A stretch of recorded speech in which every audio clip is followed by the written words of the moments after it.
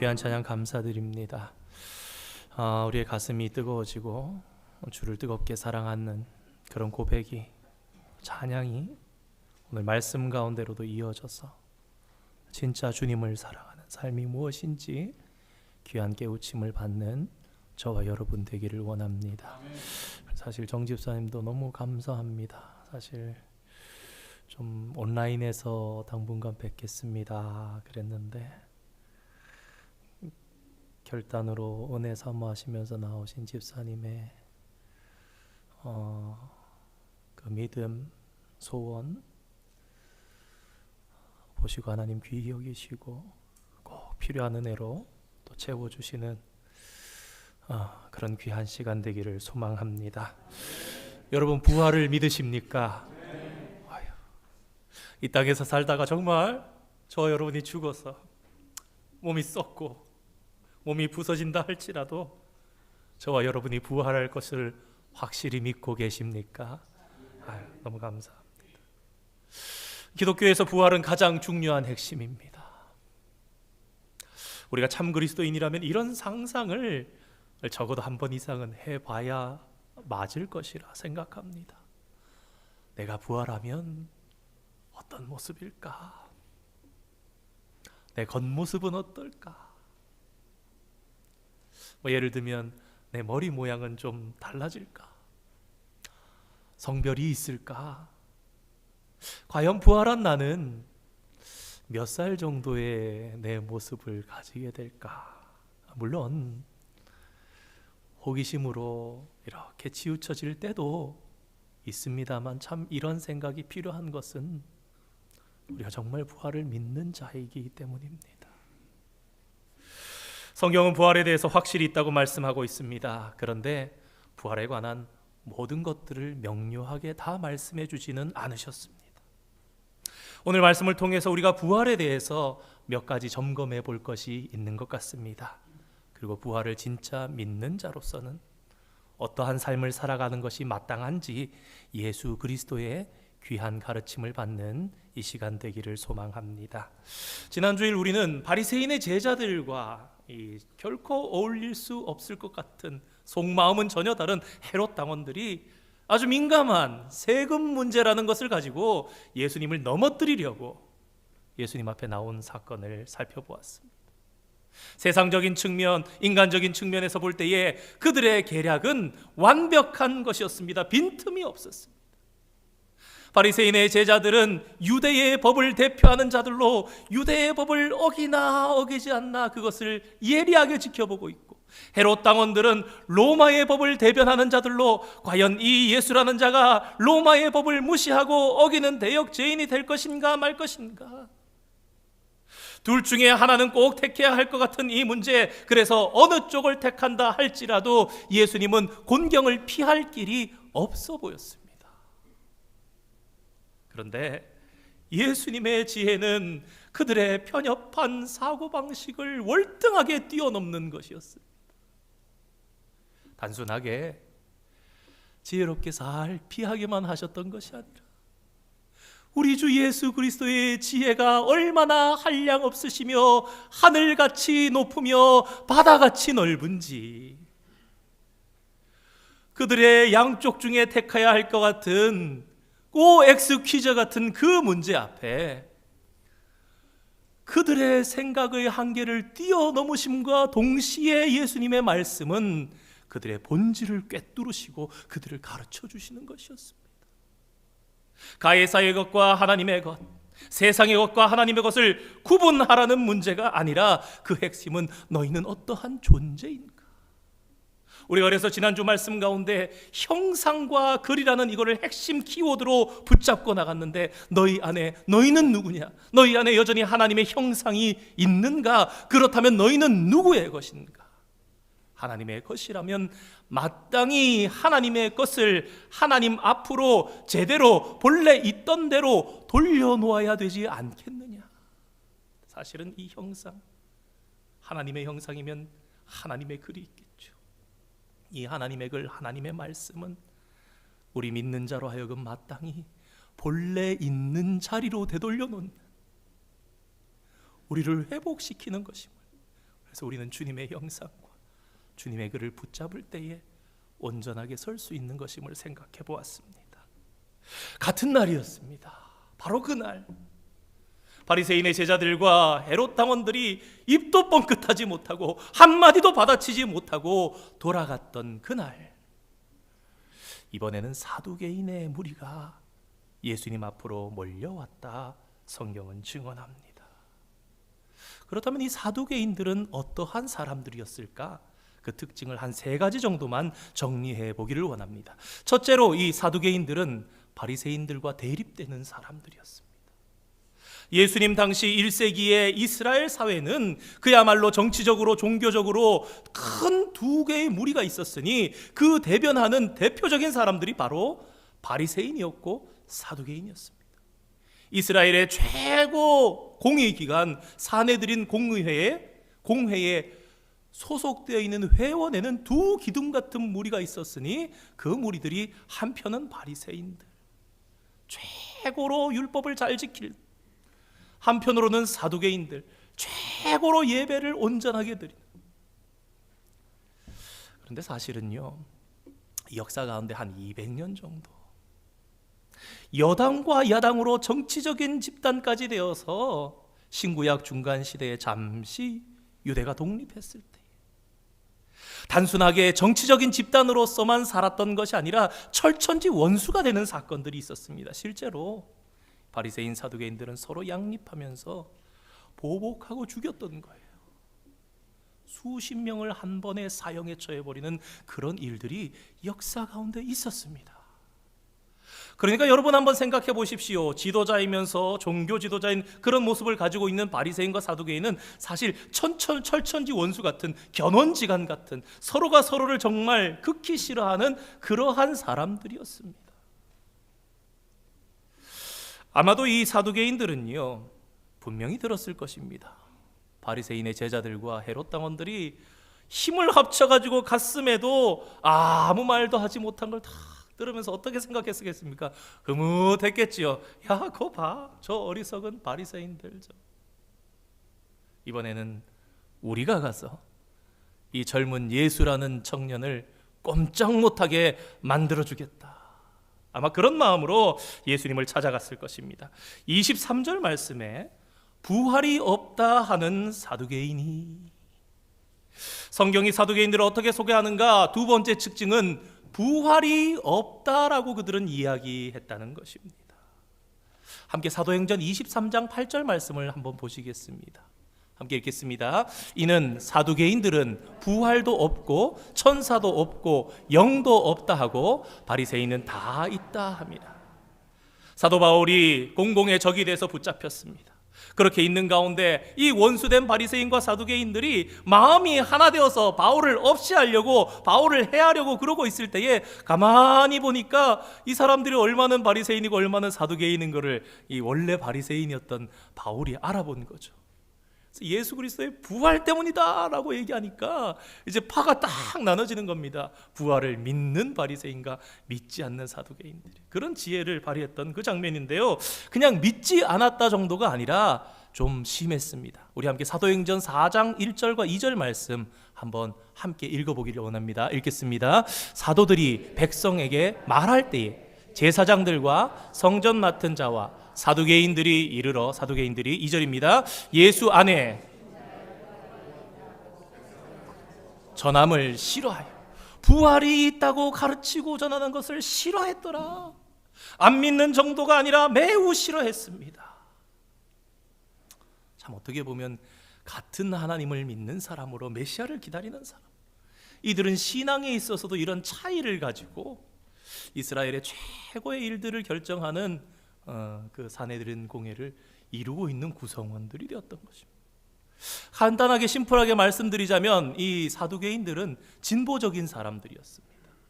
근데 이게 진보적이라는 것이 좋은 뜻에서 진보적이라는 것이 아니라 사두개인들은 현실의 세계를 굉장히 치중하고 사는 사람들이었다. 한번 생각해 보시기 바랍니다. 부활이 없어요. 그러면은 그들의 마음이 어디 있겠습니까? 이들은 할 수 있는 대로 현실에서 다 누리는 거예요. 좋은 거 다 하는 겁니다. 다 취하고 다 누리면서 살아가는 사람들이 바로 사두개인들이었습니다. 이 사두개인들은 성경과도 달랐습니다. 24절의 말씀이 이렇게 기록되어 있습니다. 선생님이여 모세가 일렀으되. 우리 이 말씀을 이렇게 쉽게 치환할 수 있을 것 같습니다. 선생님이여 성경에 일렀으되. 그런데 굳이 마태는 그들이 성경이라고 얘기하지 않고 모세라고 얘기한 것으로 꼬집어 얘기합니다. 거기에 이유가 있습니다. 우리가 수요일에 신구약을 좀 정리해 봤습니다만 거기서 바리새인들과 사두개인들의 차이점에 대해서도 잠깐 지나가면서 언급드렸습니다. 바리새인들은요, 폭넓게 하나님의 말씀을 받아들였던 사람들입니다.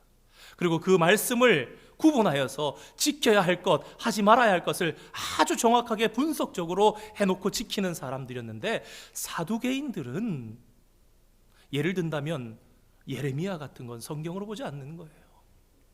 그들이 성경으로 보는 것은 오직 모세 오경의 말씀만을 성경으로 보았기 때문에, 그래서 오늘 말씀에 일부러 마태는 그 사실을 알려주기 위해서, 혹 그들이 사용했던 그 단어 그대로 모세가 일렀으되 그렇게 이야기를 하는 것입니다. 그런 그들이 예수님께 와서 묻는 것이 무엇입니까? 그들은 수혼법에 관한 문제로 예수님께 질문합니다. 수혼법, 혹 계대혼인법, 또 다른 말로는 형사취수제라고 이야기하는 이 세 가지가 다 같은 이야기로 여러분들 기억하시면 성경의 상식에 좀 도움이 되실 것 같습니다. 그 근거를 신명기 25장에 두고 있는 하나님께서 명령하신 이 수혼법, 사실은 우리에게 참 익숙하지 않습니다. 우리의 생활과 괴리감이 있을 정도로 오늘날의 우리의 삶과는 너무나 동떨어져 있는 그러한, 야, 이거 왜 했지? 아니, 어떻게 이런 일을 할 수 있지? 그렇게까지도 좀 와닿는 분들이 계실 것 같아요. 그래서 잠시 한 두 가지만 말씀드리자면, 이 수혼법 안에는 하나님의 선하신 뜻이 담겨 있습니다. 한 두 가지 정도 생각해 보겠습니다. 첫째로는 사회보장 제도적인 의미가 들어 있습니다. 여러분, 우리가 한 50년, 100여 년 전만 해도요, 우리 어머니들이 집에서 밤새 삭바느질을 하셔도 돈이 얼마 되지가 않습니다. 오늘날로 따지면 그러겠지요. 야, 이거는 노동을 착취하는 거야. 대가로 가치 있게 여겨지지가 않았어요. 여성들이 하는 일은. 심지어 이 이스라엘 사회 가운데서는 숫자를 세는데도 들어가지 않는 여성들, 남편을 잃은 과부가, 그것도 자식도 없이 살아가야 하는 삶은 정말 막막한 것이었다고 합니다. 어느 정도까지 걱정했는가? 나 먹고 살 수 있을까? 이러다 굶어 죽겠는데, 그런 정말 생명을 어떻게 부지해야 되나, 거기에 대한 문제였대요. 그래서 과부가 되고 게다가 자식마저 없는 이러한 경우에는, 그래서 우리가 성경에도 나오잖아요. 고아와 객과 과부를 빠뜨리지 말. 극빈자였던, 살 수 있는 방법이 두 가지였답니다. 보통 첫 번째, 남의 종이 되는 것. 그나마 어떠한 남자가 그 집안의 주인으로 있어서, 하울스홀드로 있어서, 그래서 그 밑에 가서 종이라도 되어서 살아가면 그 남자의 재산과 그 남자가 버는 것에 의존해서 밥이라도 먹고 살 수 있으니까. 두 번째 방법은 좀 안타깝긴 하지만, 고대 근동 아시아 지역에는 그렇다면 남편을 잃은 과부는 어떻게 살아가는가?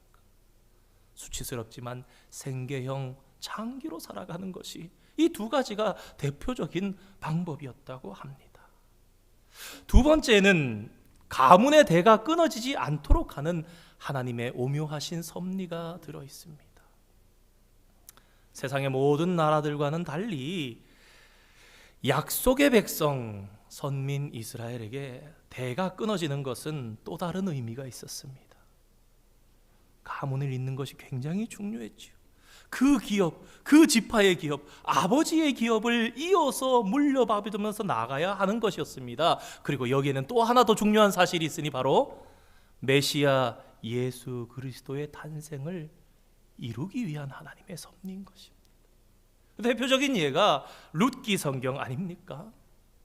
예수님께서 누구의 후손으로 태어나셔야 합니까? 아브라함과 다윗의 자손 예수 그리스도로 오셔야 되는데, 여러분, 만약에 보아스와 룻이 만나지 못했다면 어떻게 됐겠습니까? 다윗의 조상 3, 4대에서 그냥 끊어지는 겁니다. 이어나가지 못하는 겁니다. 그리고 여기는 또한 나오미가 그 며느리들을 돌아가라 그랬던 그 이유까지 다 들어있죠. 왜? 나 혼자 살기도 생계가 안 될 것 같으니 너희들의 살 길로 가라. 좋은 편을 선택할 수 있도록 해준 건데 룻은 끝까지 와서 따랐던 것이죠. 아무튼 하나님께서는 이런 일에 대해서 그래서 가장 가까운 형제, 가장 가까운 친족, 그들이 그 후사를 세워서 그 기업을 세워주는, 그래서 아들을 낳도록 해서 그 아들이 그 아버지를 물려받아서 이스라엘의 기업으로 대가 끊기지 않도록, 그리고 이것을 기업 물을 자의 의무라 부르고 법으로 강화해서 이것을 행하기 싫어하는 사람들을 수치스럽게 만들기까지 했습니다. 그래야 안 끊어지지 않겠습니까? 우리 신명기 25장의 8절, 9절, 2절의 말씀만 함께 한번 읽어보면 좋겠습니다.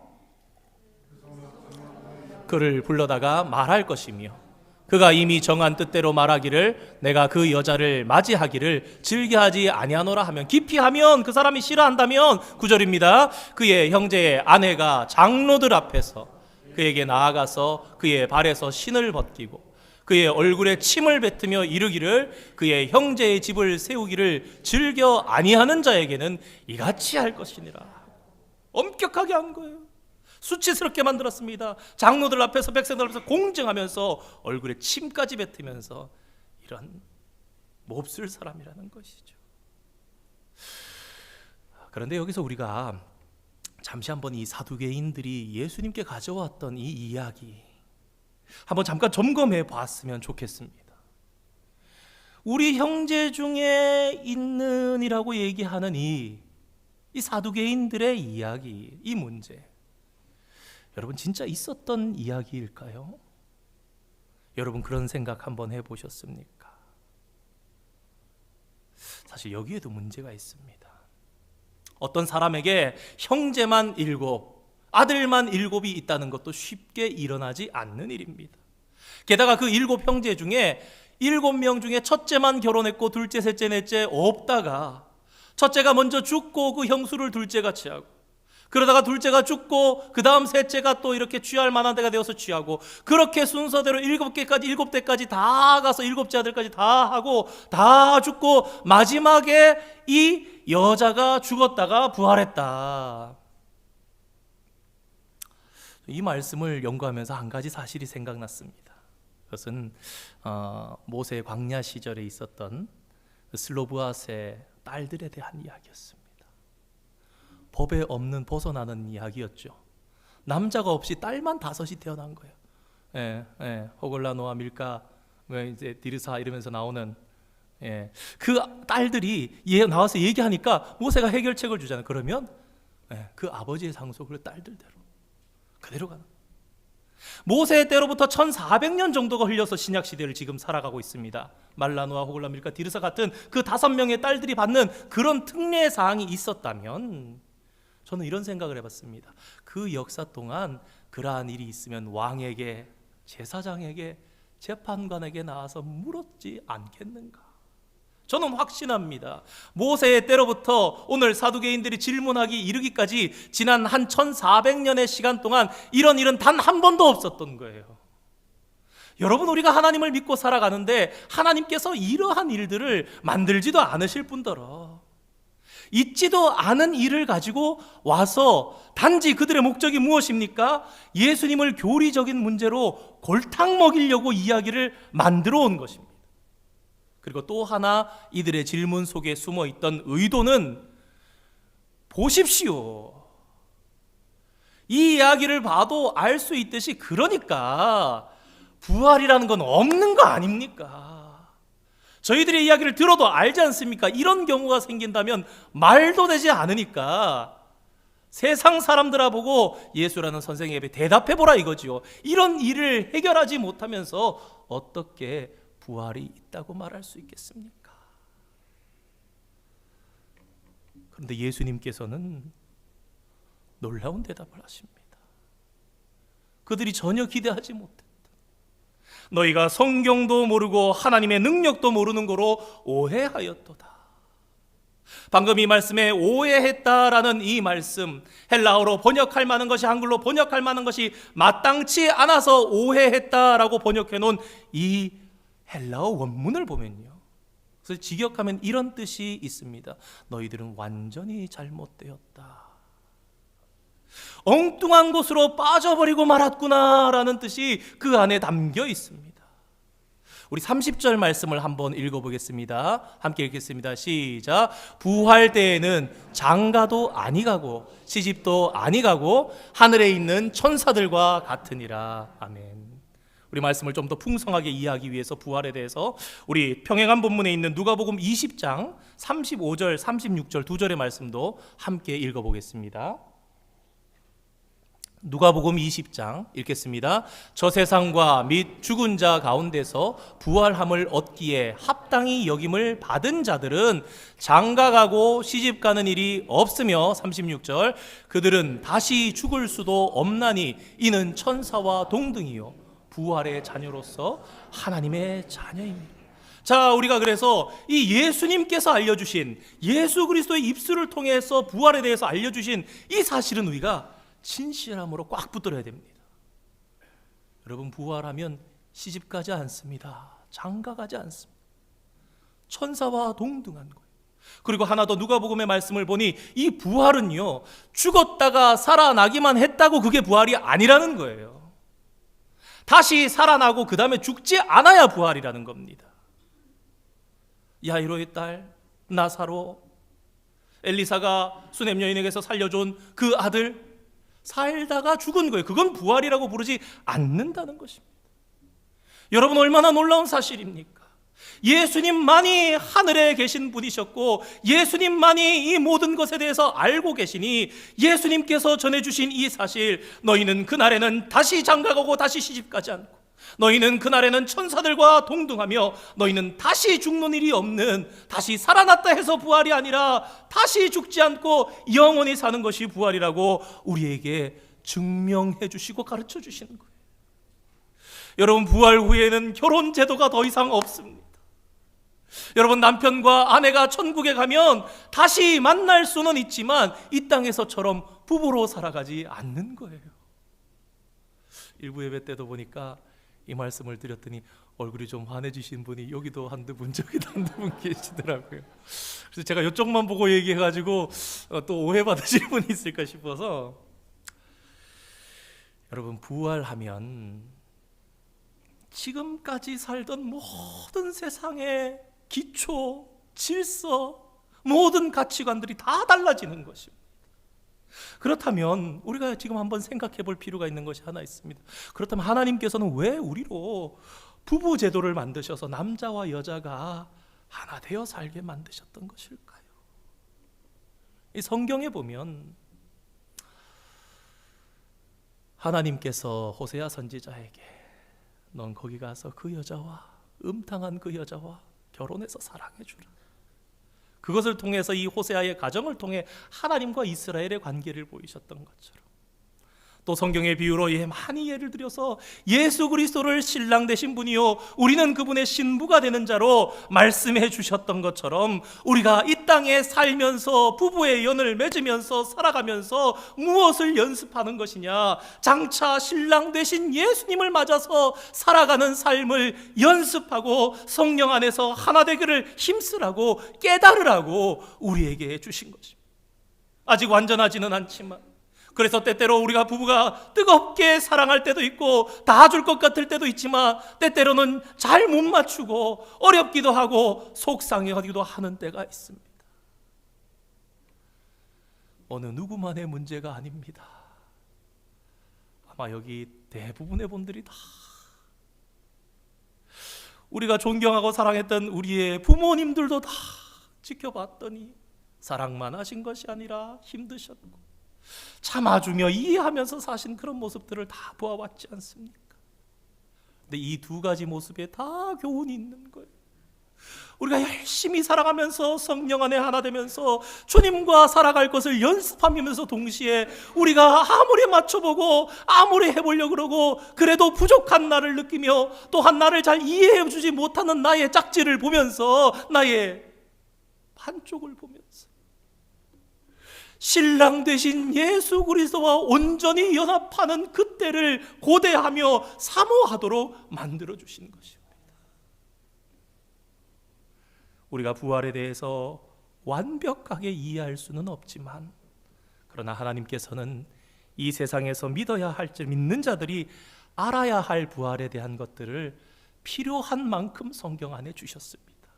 그럼 우리는 그것을 붙잡고 열심히 그 사실은 흔들리지 않고 살아가시면 되겠습니다. 그래서 오늘 이 부활에 대한, 전체는 아니지만 이 부분을 반드시 붙잡으시고 흔들림이 없는 부활에 대한 진리로 받아들이시고 사시면 좋겠습니다.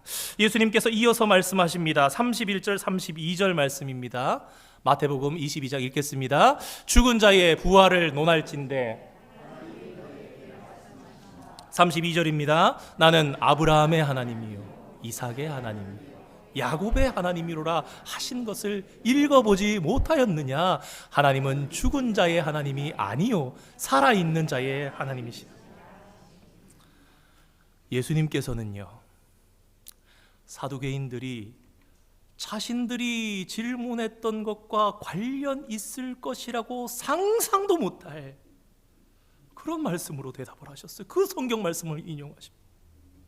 여러분, 이 말씀은 언제 하나님께서 하신 말씀이냐? 모세가 미디안 광야로 쫓겨나서 장인 이드로의 양들을 치고 있을 때의 어느 날, 출애굽기 3장에 떨기나무에 불이 붙었는데 그것이 자연 발화가 아니라 지나가면서 계속 보는데 나무는 안 타고 불이 가만히 여전히 태우지 않는 불을 봐서 걸음을 돌이켜서 떨기나무 가운데로 갔을 때에 하나님께서 자신을 모세에게 소개해 주신 말씀입니다.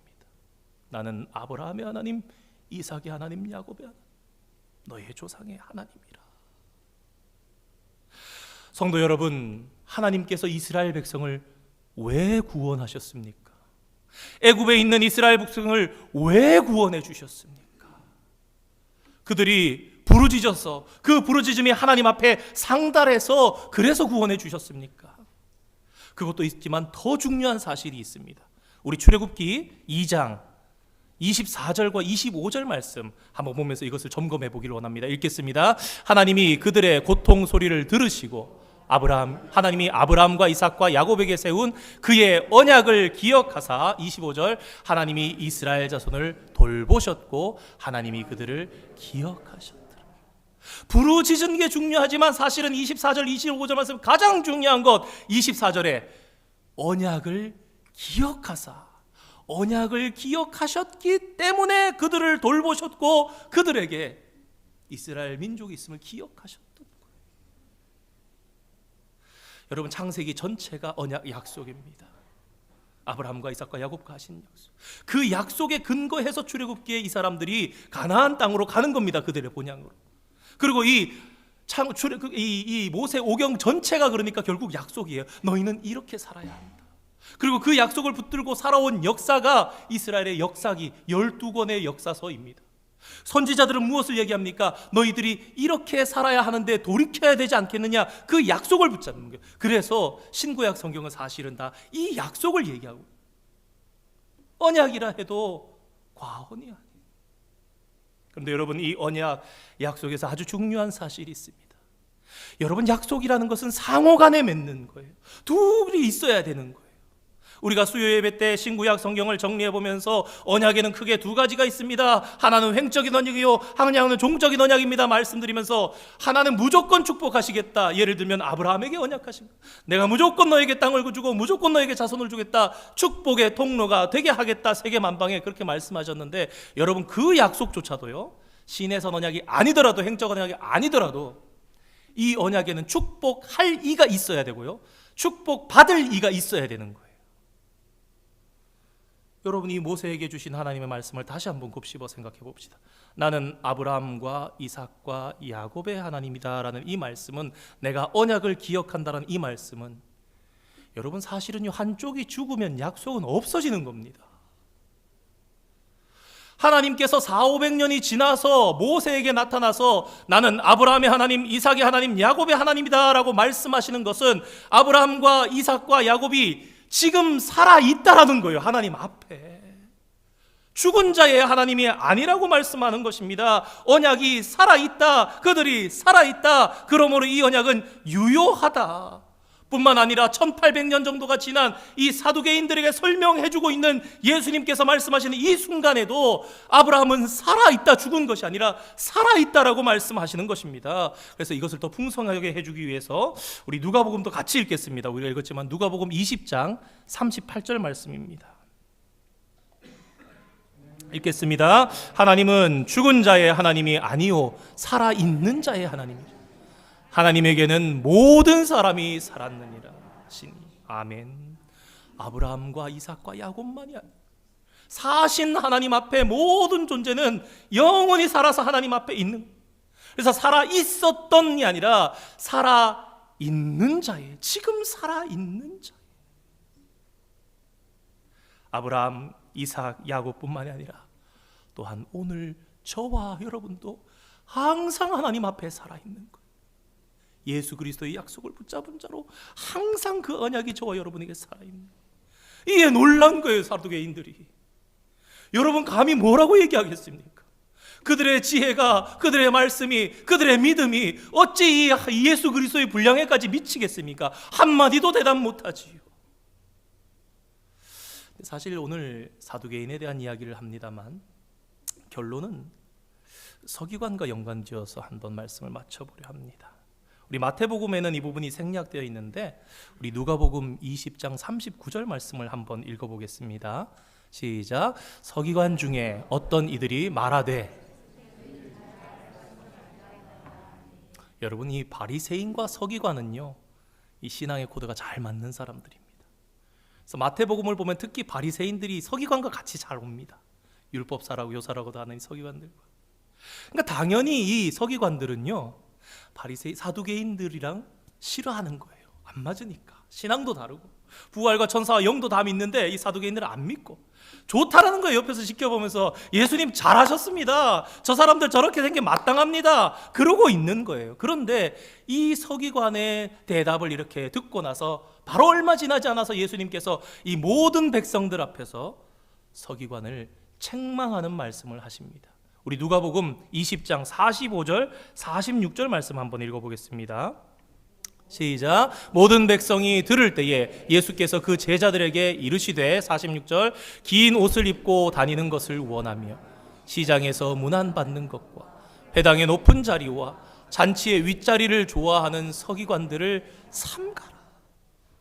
그 서기관들을 삼가라. 왜 그런가? 47절 말씀입니다. 읽겠습니다. 그들은 과부의 가산을 삼키며 외식으로 길게 기도하니 그들이 더 엄중한 심판을 받으리라.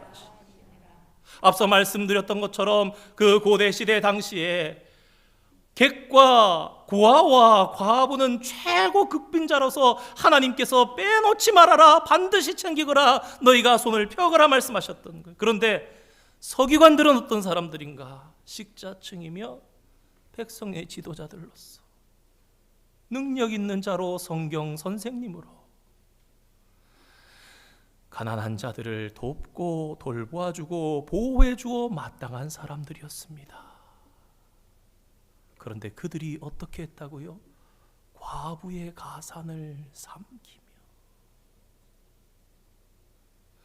사두개인들은 부활이 없다 그러니까 그들은 그냥 그러고 산다 할지라도 부활을 알고 부활을 믿고 살아간다는 서기관들이 어떻게 살았는가? 부활을 믿으면서도 가장 가난한 극빈자 된 과부의 가산. 여러분 드라크마 비유 나오잖아요. 그거 찾으려고 찾아서 기뻐했다. 사실 여러분 그게 뭐냐면 결혼할 때 폐물이에요. 그리고 그것이 무엇이냐? 혹 남편을 잃게 되거나 혹 남편이 정말 불치의 이런 일들이 생기게 되면, 불의한 일이 생기게 되면 비상금입니다. 내가 앞으로 이렇게 살아야 되겠구나. 과부가 되었을 때 한 열흘이라도 한 20일이라도 살아가면서 다음에 이제 어떻게 살아야 되겠구나 준비할 수 있는 그런 쌈짓 돈이었어요. 그런데 서기관들은 마땅히 도와야 하면서도 그 돈을 빼앗아서 희한하게 착취해서 자신들의 부를 쌓으면서 살았으니 너희들이 정말 믿는 자냐? 사랑하는 성도 여러분, 우리는 부활을 믿는 그리스도인입니다. 그런 우리는 첫 번째 기억해야 될 거, 항상 하나님 앞에 살아있는 자로 있다는 것입니다. 그리고 우리 하나님은 산자의 하나님이시라는 것입니다. 그렇다면 그런 우리의 삶은 어떻게 해야 하느냐? 긍휼과 사랑에 살며야 한다는 것입니다. 우리가 예배만 거룩하게 드린다고 구원받은 하나님의 자녀이냐? 열매로 그들을 알지니 하나님의 자녀라고 생각하지 말라는 거예요. 그 삶이 그렇죠. 서기관들이 예배 드리지 않았습니까? 서기관들이 헌금 드리지 않았겠습니까? 서기관들이 봉사생활을 하지 않았겠습니까? 그런데 예수님께서 왜 저들을 많은 모든 백성들 앞에서 책망하시고 부끄럽게 하셨는가?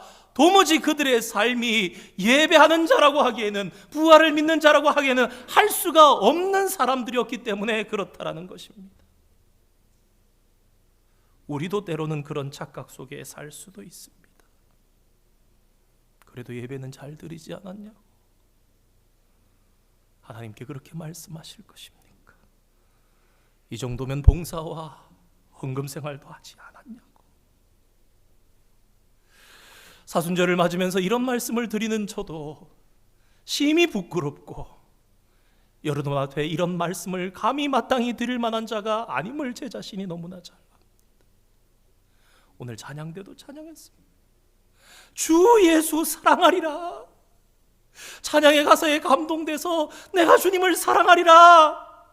그런데 그것이 내가 뜨겁게 고백하는 그것이 아니라, 진짜 내가 주님을 사랑한다면 내 삶에서 긍휼이, 자비가, 사랑이 실천되는 삶이, 그게 주 예수 사랑하리라. 뜨겁게 그냥 이 자리에서만 뜨겁게 기쁘게 돌아가서는 친교실 내려가서도, 주차장 내려가서 다 깨져버리는 그것이 산자의 신앙이 아니라, 부활을 믿는 자의 신앙이 아니라,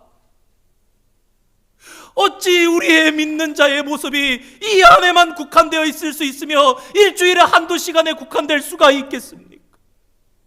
우리가 수요 예배를 드리면서 그랬잖아요. 예수님 섬기는 왕이라고, 왕이신 종이라고, 종이신 왕이라고. 그러면서 뭐라 그랬습니까? 우리가 옛사람을 벗어버리고 새사람을 입었으면 우리가 참 그리스도인 되었다면 성령이 부어지는데, 그 성령이 무엇이냐? 섬기는 마음이라고요. 섬기는 마음이 아직 우리에게 부어지지 않았다면, 동전의 양면이라고 믿음을 말씀드렸습니다. 믿음에는 마땅한 행위가 있어야 되는 거예요. 행위를 때문에 구원을 받는 것이 아니라, 이것은 교리적으로 잘못된 것이지만, 우리가 예배 잘 드려서, 우리가 남들을 도와줘서, 헌금 생활을 열심히 해서 우리의 구원을 이루는 건 절대 아닙니다. 그런데 만약에 우리의 믿음이 하나님 앞에 진실된 것이라면, 그 사람은 삶이, 섬기는 마음이 위로부터 입음을 받는 거예요. 그래서 예수님처럼 섬기는 삶을 살아가는, 말씀을 준비하면서 마음에 주중에 실천하지 못한 사랑이 그때 좀 더 예민했다면, 마음이 잠깐 뜨거웠을 때 그 사람 좀 도와줬어야 됐는데, 그런 마음의 찔림이 있었습니다. 하나님께서 누구를 구원하시는가? 시편의 기도들이 있지 않습니까? 주여 나를 구원하소서. 주여 나는 마음이 깨끗하오 의로우니 주의 말씀을 지키오니. 행위가 신앙이라는 것은 아니지만, 주님 제가 그래도 부족하지만 주님 사랑을 실천하는 주님의 자녀로 살아가려 하오니 주여 나를 긍휼히 여기시사 나를 구원하소서. 예배 들어오기 전에도 잠깐 아내랑 얘기를 했습니다. 하나님 어떤 자를 미워하시는가? 제가 참 드리기 부끄러운 말씀, 이기적인 자를. 옛사람은 나만 사랑하는 사람입니다. 자기 사랑이 죄의 모습이에요. 새 사람의 모습은 무엇이냐? 예수님을 통해서 사랑이 회복되어 하나님 사랑하고 이웃 사랑하는, 우리가 그 모양에 대해서 수요 예배 그림으로 봤습니다. 네가 하나님의 사람이냐? 사순절입니다. 예수님께 한 걸음 더 다가가는, 조금이라도 더 가까이 다가가는 그런 삶을 몸부림치는 저와 여러분에게, 우리가 부활을 믿는다는 것이 하나님 앞에 산자로 살아간다는 것이 이론에 머무는 것이 아니라, 이 예배의 자리에서만 역사되어지는 것이 아니라, 국한되는 그런 죽은 신앙이 아니라 살아있는 신앙으로, 정말 부활을 믿는 자의 마땅한 그러한 삶의 반응으로 주님 가슴에, 주님 우리의 가슴에 감동하시며 그거 붙잡고 거기에 가서 실천하고 섬기며, 부부 사이에도, 부모에게도, 자녀에게도 주 예수 사랑하리라 내 가슴 속에서 단 한 발자국도 나가지 못하는 그러한 삶을 벗어나서 한 걸음 나가서, 마태복음 25장에 예수님 말씀하시죠. 양과 염소를 가르라. 그날에 주여 우리가 언제 그렇게 주님을 섬겼습니까? 주여 언제 우리가 주님을 외면했습니까? 지극히 작은 자 한 사람에게 한 것이고 나에게 한 것이라. 이 살아있는 신앙이 저와 여러분의 가슴 속에서 늘 요동치게 하시고 움직이게 하시는 예수님이 나보다 더 강하셔서, 주의 영이 우리보다 더 강하셔서 행동하게 하시고 실천하게 하시고 주님 사랑합니다 입술로가 아니라 삶으로 고백하면서 살게 하시는, 주님과 더 가까이 살아가며 주님과 동행하시는 그런 저와 여러분의 삶 되시기를 주님의 이름으로 축원드립니다. 기도하겠습니다. 거룩하신 하나님 아버지,